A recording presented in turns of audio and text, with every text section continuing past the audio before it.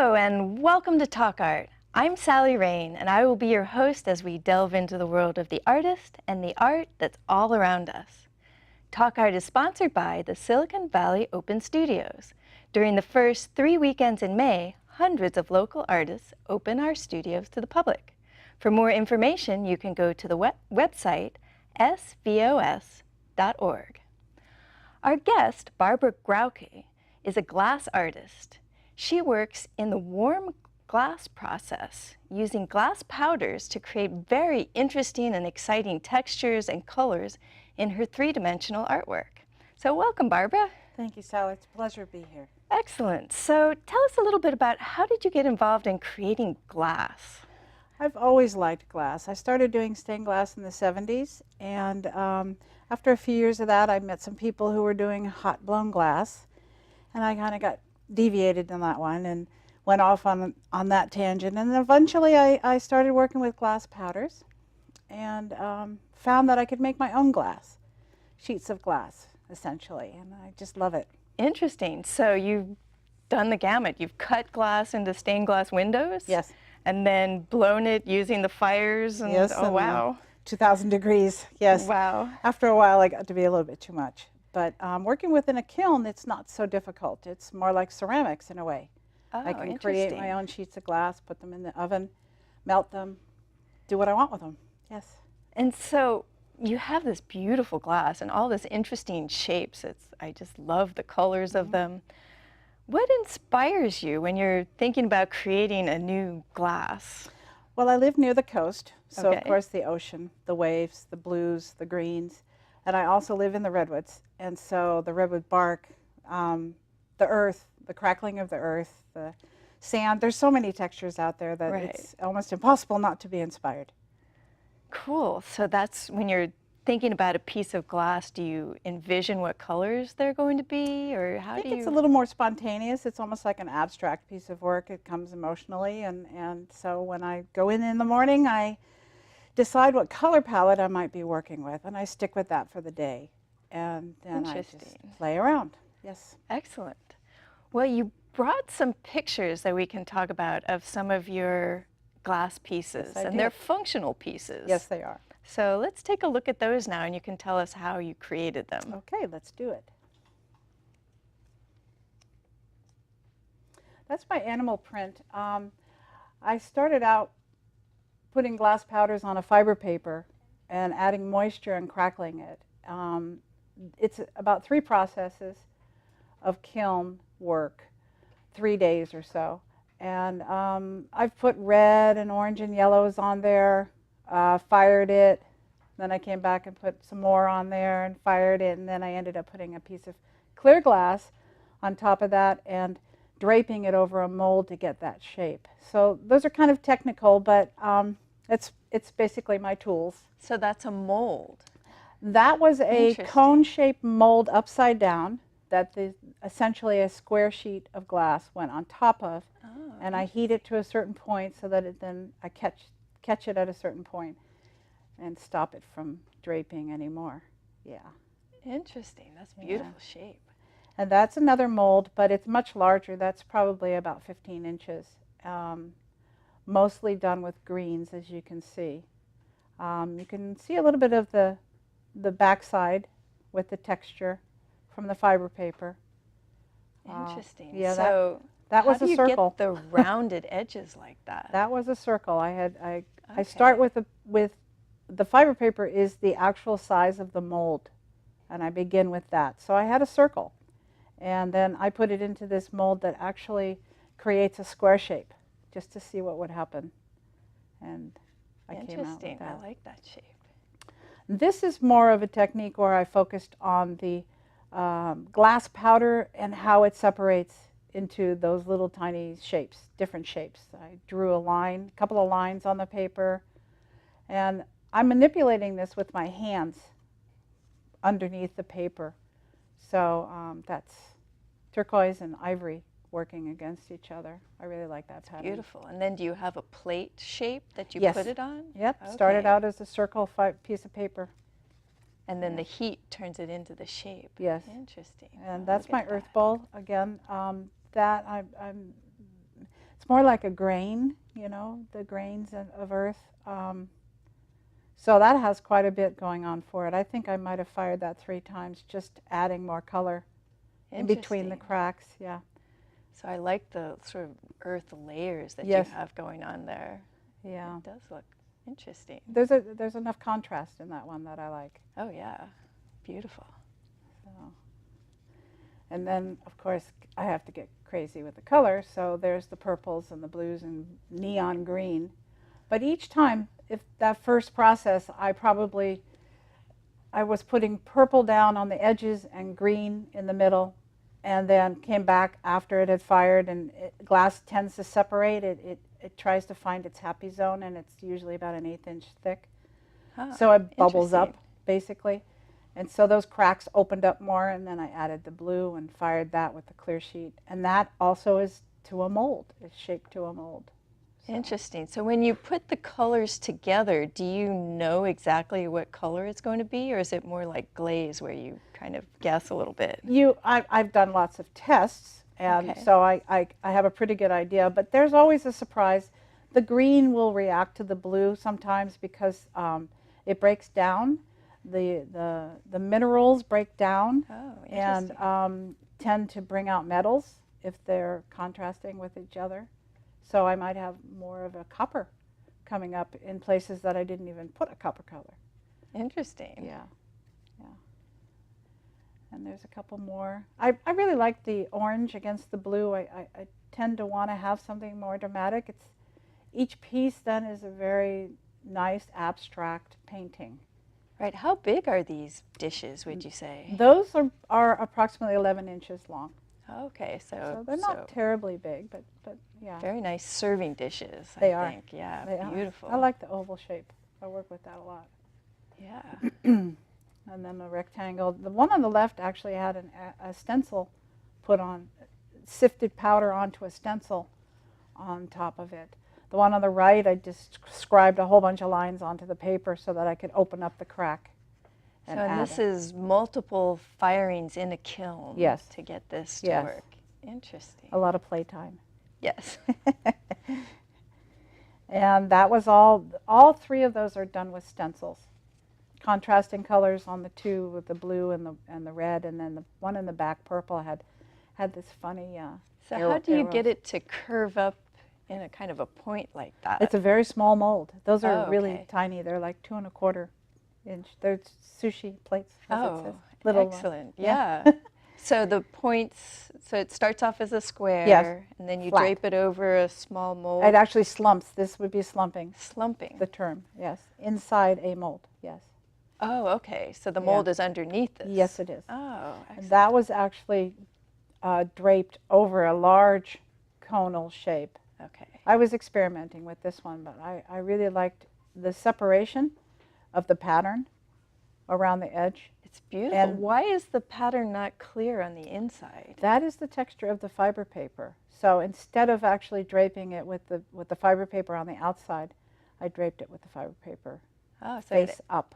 Yeah. Adds an interesting idea. So the color is on the outside of this instead of the glassy inside. color, because it has the clear layer. Interesting. Yeah. Very nice. On my animal print. Again, I call that kind of a batik, yes, brown. Again, a stencil. Did this one start off as a circle or a square? It started off as a circle. As a circle. Yes. And you can't tell, huh? It's just so interesting and organic shape. And what would you use that for? Looking at it and saying, oh, besides that's looking wild. at how beautiful Conversation piece. So that wouldn't be a serving dish like the others, not quite as. No, it's pretty dramatic. Could have some like interesting baubles inside. That's or something, true. Something like that. Collected balls or something. Yeah. So we went into your studio yes. and had a very good time looking at how you actually produce the glass powdered pieces step by step and the kiln that you use. Yes. So we made a video. All right. So let's take a look at the video that we created and to see the process of creating these. Great. Let's do it. I'm Barbara Grauke, and this is my glass studio in La Honda, California.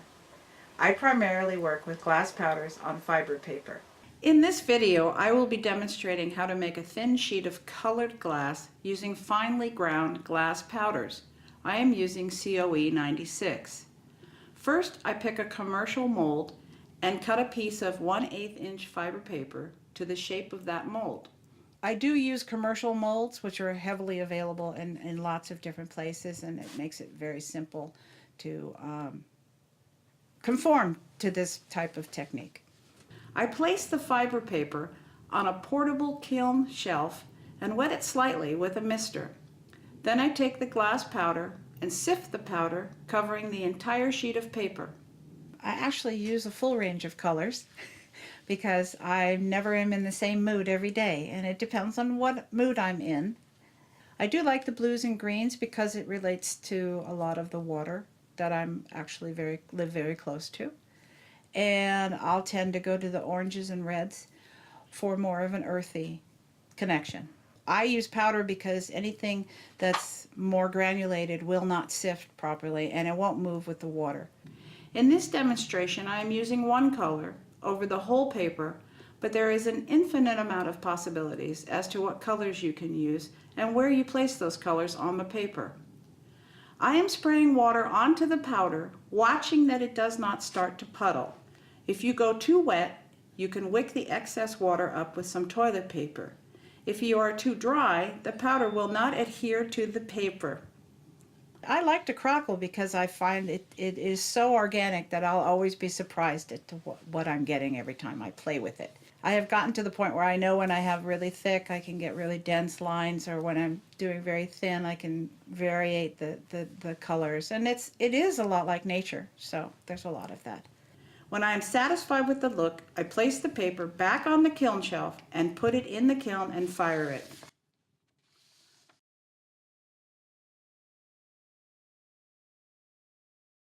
The glass powder has now melted into lines and globs, leaving rounded edges. I am sifting another color on top of the melted glass and spraying that powder, pushing it into the crevices. The dry powder should flow over the soft edges of the melted glass into the crevices.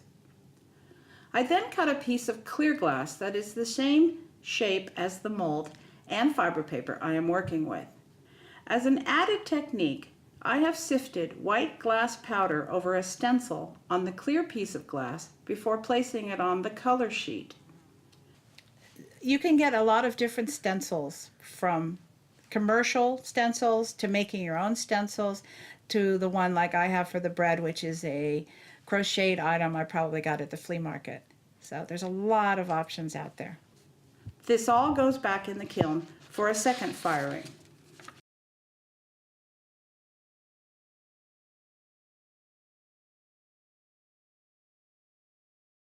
Now that the glass is thick enough to handle, the fiber paper needs to be scrubbed off. You can use any rough sponge to start, and I like to sandblast the backside to get rid of any remaining residue.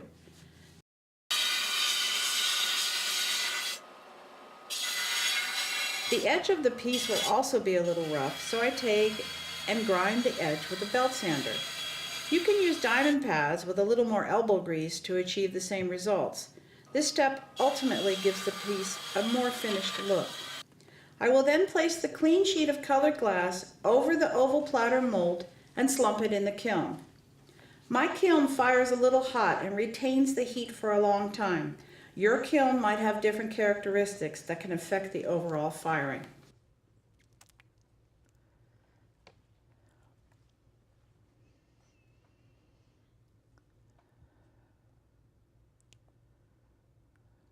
That was fabulous. Thank you.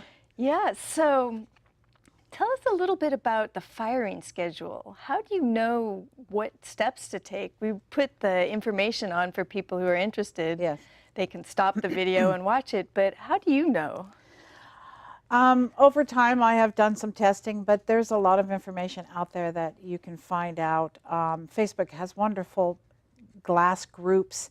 You can always ask questions and say, Oh, interesting. yeah. But every kiln is different. That's the thing. That box heats differently. So you have to try your own. You have to test. Does it matter what size the piece is or No. the thickness necessarily? No, just... Yeah, you need to know what to do. You have longer rates for this thickness or whatever. Yeah.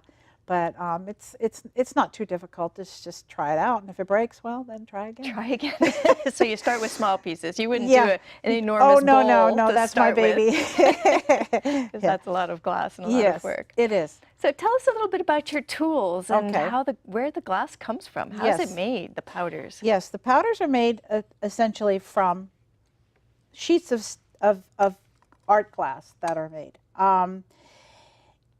Glass is chemicals, basically. It's from minerals to chemicals. They leach out certain materials so that you can use things like cadmium and selenium for coloring. So the sheet of glass ends up getting ground down to a powder form like this. I use the powder form because, like I said in the video, it has to be like flour, or else I Right. can't sift it with my little sifters here. Right. But there are other degrees of it. You can go from sugar, salt, size, all the way down to the powder form. Interesting. And so I did notice Yes. when we were in your studio that we were both wearing masks. Oh, yes. So tell me a little bit about safety for the glass Yes, and what you need to do. Yeah, you do not want to breathe the airborne materials. They're not good for your lungs. So, Right. But respirators really work well, and ventilation. Right. Ventilation. So having a well-ventilated Yes. place. Yes. And we also have the fiber paper I was talking about. Okay, This is so tell us really important. This is what I was actually sifting the powder onto Right. and getting wet and stuff. It's very thin, but it doesn't burn out in the kiln. There's actually a sugar binder in it, so it gives off a funny little smell, but it's safe. It's sugar? Yeah. Oh, what interesting. and it it'll- doesn't burn even at those huge high temperatures? No. Wow, No. It'll interesting. attach. Essentially, it'll attach to the glass, and it won't be until the very end that I actually take it off. So, and you have to scrub it to get it off too. Yeah, yeah. So, and then this is the mold. This is one of those molds that I actually put the glass into. And it slumps. Yes. If you put it in a mold and the mold's underneath, it's slumping. Yes, and if you put it on top of something like a cone-shaped stainless, it'll drape. Interesting. And So- so this also isn't affected by the heat. Not at all. No, no, no. They're the commercial-made molds. You can make your own molds, but I don't think it's necessary anymore because you can buy whatever you need for Interesting. functional Cool. items. Yes. So we have some pictures of some close-ups of the textures that Okay. you've created. So let's take a look at those now, and maybe you can tell us a little bit more about the powders. Okay, let's do that. The blue sea, yes. I think this is one of the first ones I made. It just was really exciting because it really reminds me of the ocean. There is some green in there. I don't know if it shows well on the screen or A little not. bit, you can Yeah. see it. But it just picked up just what I needed from. So what colors are those, What- would you say? Well, I would say the middle one was a little bit more like a cobalt, and the outside blue was a sea blue, and then that green is probably an apple green. It's a kind of a Interesting. bright green, yes. So, and this one I was really playing around. It probably has about 4 layers of this stenciling that I did. Layering with white or ivory, then browns, and a little bit of the yellow, and it just kept going. Interesting. Yeah. Do you have to fire in between each layer like that? I did not on this one. This was really an experiment, and it actually worked out. Yeah, it looks beautiful. Yeah. You can tell I like to play. So there's powder sifted on the back side of this one. There's the blues, the greens, and then what you're seeing in the center is actually a copper effect. What I talked about where the Oh, metals yeah. actually mix in with the 2 colors. And so then I added the white in a much rougher cut of glass. And it just made it pop. Yeah. And the cosmos is a stencil. Wow, how did you get all those little dots? That's actually a placemat stencil. It's a round placemat. It's made out of some kind of soft plastic, and it was 2 colors first fired, and then I added the white like I did with the bread. So they're little holes that you sifted They are, through. yeah. You have to be Oh, careful. You have to figure out how to keep it stiff enough when you pull it up that it doesn't Right. go all over the place. This one worked out. Oh, and this one I love because of the red. The red's really, really difficult. It's not one of the happiest things. Why? Well, it just is. It's unpredictable. It doesn't tend to heat up and cool down at the same rate as the other colors, and so it can cause some kind of stress. Oh, And interesting. so I was really happy with this. This one, Does it help to put the clear glass on top of it to make it more stable, or does that matter? I don't think it would be as effective. Oh. You know, if I was, and I can't. I have to be able to work within those cracks to get that red to work with the shapes. So if you did on top, you couldn't, because it would be on a sheet of glass. It wouldn't be on the paper. So, the batik, yes. So with this one, I actually drew all of those lines that you see, mostly in the green, and I had stenciled, and then manipulating the paper, I was able to open up those lines and then add the green, and I added some brown. Oh, interesting. So you created that stencil. Yes. That's beautiful. Just drew away and said, okay, and then let's try it. sifted the powders into Right. cracks in the paper. Right. Wow. That's a really cool technique. Yeah, there's infinite possibilities. So I enjoyed doing that one. And then this one was mostly lines, just to see how that would work. I like the geometric shape mixed in with the abstract kind of random. Yeah, you can definitely lines. see the layering effect. Yes. I like the dark. Is it harder to get certain colors, like darker colors or lighter colors? It seems. To get them, no. To be able to get them to work, you know, that's another issue. Because again, some blues might have more metals in them than others. Right, and you don't usually see like dark blue like No. that in a glass. That's No. why I asked. Yeah, yeah. Very interesting. And that's a lot of fun. That's just taking the fiber paper and crackling it from the center out. And again, I was able to get the red just enough.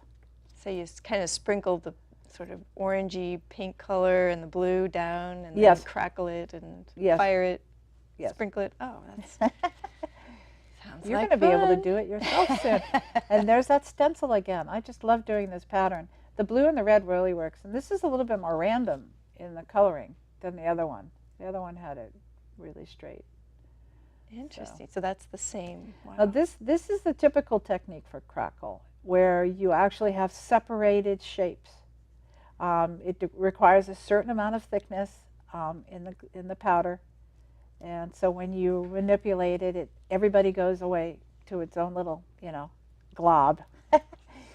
I don't do this that much.